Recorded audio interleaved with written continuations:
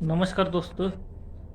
जब भी हम रामायण की बात करते हैं तो निस्संदेह हम ये बात जानते हैं कि रामायण का जो सबसे महत्वपूर्ण जो कैरेक्टर है या जो सबसे महत्वपूर्ण व्यक्ति है वो है राम। तो राम के बारे में जो पेरियार रामास्वामी वी नायकर है, उन्होंने जो अपनी सच्ची रामायण किताब में लिखा है, वो उन्होंने क्या लिखा है इसके बारे में आज एक वीडियो बनाएंगे और कल एक बनाएंगे, क्योंकि राम रामायण का सबसे महत्वपूर्ण पात्र है। तो राम के बारे में उन्होंने क्या लिखा है, मैं आपको पढ़ के बताता हूँ। किताब है सच्ची रामायण। तो राम को लेकर वो कहते हैं कि राम भली भांति जानता था कि उसके पिता ने विवाह के समय ही पूरा साम्राज्य सिद्धांतवत कैकई को सौंप दिया था। यह बात राम ने भरत को स्वयं बताई थी। ये बात राम ने खुद भरत को बताई थी। अयोध्या कांड सर्ग नंबर 127 में यह सब लिखा हुआ है। राम अयोध्या की गद्दी पर कब्जा करना चाहता था। अपनी प्रजा, पिता और कैकई के प्रति राम का व्यवहार उसकी इच्छाओं के द्वारा अनुप्रेरित था। इस प्रकार राम मतलब राजा बनने के अभिलाषा से अपने पिता हो, माँ जो उसकी सौतेली माँ थी कैकई हो, या उस पूरी प्रजा हो वहाँ की अयोध्या की, तो उसके साथ जो उसका व्यवहार था, तो वो व्यवहार उसका इसी बात से प्रेरित था कि उसको अयोध्या का राजा बनना है।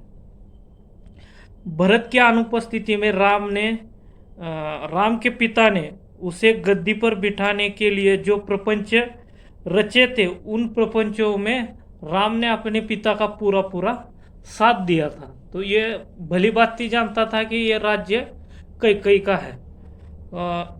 फिर आगे लिखते हैं कि यह समझकर कि कहीं लक्ष्मण को उससे, यानी लक्ष्मण को राम से ईर्ष्या न हो जाए और वह कहीं उसे नुकसान पहुंचाने की सोच न डाले, राम ने उससे कहा था, लक्ष्मण सिर्फ तुम्हारे लिए मैं राजा बन रहा हूं, तुम ही इस देश पर राज करोगे। अयोध्या कांड अध्याय 4।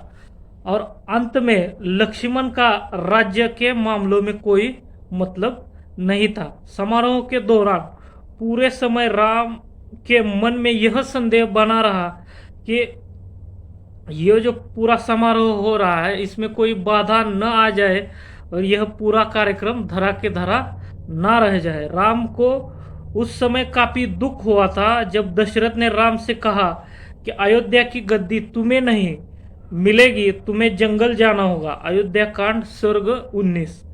राम ने दुखी होकर अपनी माँ से कहा था, ऐसा कुछ किया गया है कि मुझे गद्दी से हाथ धोना पड़ेगा, राजसी ठाट से विमुख होना पड़ेगा, स्वादिष्ट मांसाहार का आनंद नहीं उठा पाऊंगा और जंगल में जाकर फल और सब्जियों से गुजारा करना पड़ेगा।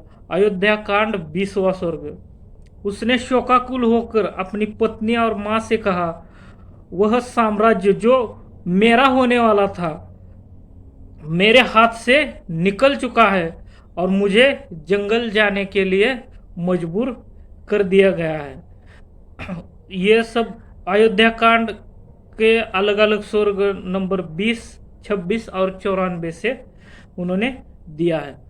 उसने लक्ष्मण के पास जाकर कहा कि उनका बाप दशरथ अपराधी है और कहा, क्या कोई मूर्ख ऐसे व्यक्ति को जंगल भेजेगा जो हमेशा से अपने पिता की बात मानता आया है।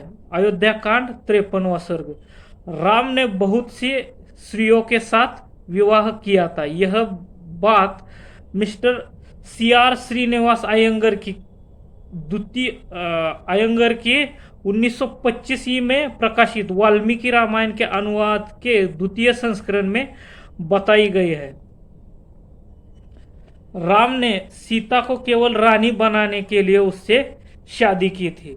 राजाओं में परंपरा थी कि अनेकों अनेक शादियां करते थे।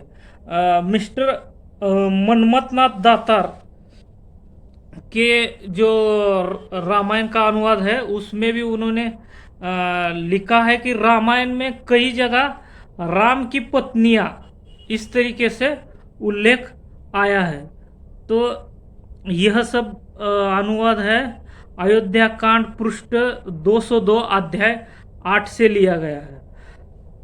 यद्यपि राम के प्रति कैकेयी का प्रेम संदेह से परे था, लेकिन कैकेयी के प्रति राम का प्रेम कपटी और बनावटी था। राम कैकेयी के प्रति ईमानदार और अनुरागी होने का नाटक करता रहा, मगर अंत में उसने आरोप लगाया कि कैकेयी एक दुष्ट स्त्री है। अयोध्या कांड 31 और 53 सर्ग। यद्यपि कैकेयी दुष्टतापूर्ण तथा नीच विचारों से रहित थी, इसके बावजूद राम ने उस पर दोषारोपण करते हुए कहा कि वह मेरे माता के साथ दुष्टतापूर्ण व्यवहार करती है। अयोध्या कांड 31 सर्ग 53। वह मेरे पिता को मरवा सकती है। राम ने कैकेयी पर इस तरह का दोषारोपण किया था। अयोध्या कांड 53 अध्याय नंबर। वनवास के दौरान जब कभी ऐसी स्थिति आई, राम को लगा कि संकट अवश्य भावी है, तब कई बार उसने कहा कि कैकेयी की इच्छा पूरी हुई, कैकेयी को संतोष हुआ होगा। राम ने जंगल में लक्ष्मण से कहा था कि चूंकि हमारे पिता वृद्ध और निर्बल हो चुके हैं और हम लोग वहां से आ गए, ऐसी स्थिति में अब भरत अपनी पत्नी के साथ बिना किसी विरोध के अयोध्या पर शासन कर रहा होगा। इससे उसकी राजगद्दी की चाहत और भरत के प्रति ईर्ष्या की स्वाभाविक और निराधार अभिलाषा प्रकट होती है। अयोध्या कांड सर्ग 53। तो राम हमेशा से ही चाहता था कि उसे अयोध्या का राज्य मिले। जब कैकेयी ने राम से कहा, हे राम, राजा ने मुझे तुम्हारे पास तुम्हें यह बताने के लिए भेजा है कि भरत को राजगद्दी दी जा रही है और तुम्हें 14 वर्ष के वनवास के लिए जंगल में जाना है। तब राम ने कैकेयी से कहा था, राजा ने मुझसे यह कभी नहीं कहा कि वह भरत को राजगद्दी देंगे। अयोध्या कांड सर्ग 19। उसने अपने पिता को मूर्ख और पागल कहा। अयोध्या कांड 53 सर्ग। उसने अपने पिता से प्रार्थना की कि जब तक मैं वनवास से वापस न लौटूं, तब तक तुम अयोध्या पर राज करते रहो और किसी को राजगद्दी पर न बैठने दो। इस प्रकार उसने भरत को गद्दी पर बैठने में अड़चन पैदा कर दी थी। अयोध्या कांड 34वां सर्ग। राम ने यह कहकर सत्य और न्याय का गला घोट दिया था, यदि मुझे क्रोध आया तो मैं स्वयं अपने शत्रुओं को कुचलकर राजा बन जाऊंगा। लेकिन राम को इस बात का भी डर था कि अगर उसने ऐसा किया तो जो अयोध्या की जनता है या जो प्रजा है उसके मन में राम के प्रति घृणा पैदा हो सकती है। अयोध्या कांड 53।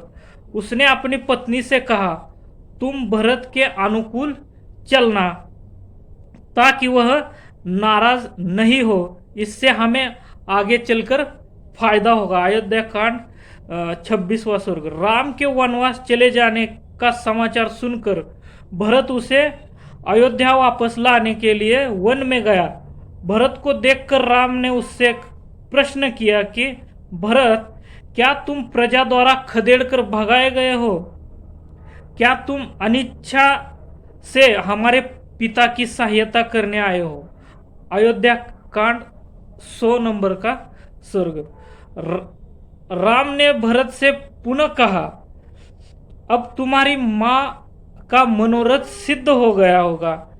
क्या वह प्रसन्न है? अयोध्या कांड 100वां सर्ग।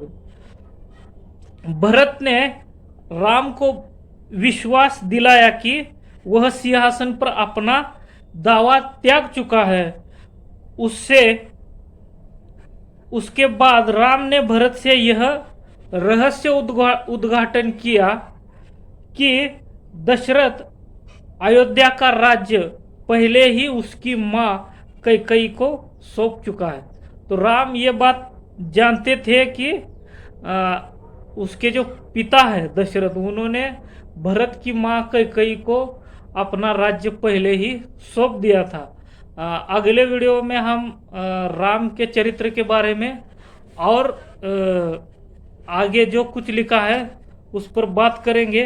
ये पूरा जो अभी मैंने आपको पढ़कर बताया, ये आप किताब सच्ची रामायण में पेज नंबर 52 से लेकर 55 तक पढ़ सकते हैं। तो इस वीडियो को लेकर आपकी क्या राय है, कमेंट बॉक्स में ज़रूर कमेंट करें। धन्यवाद।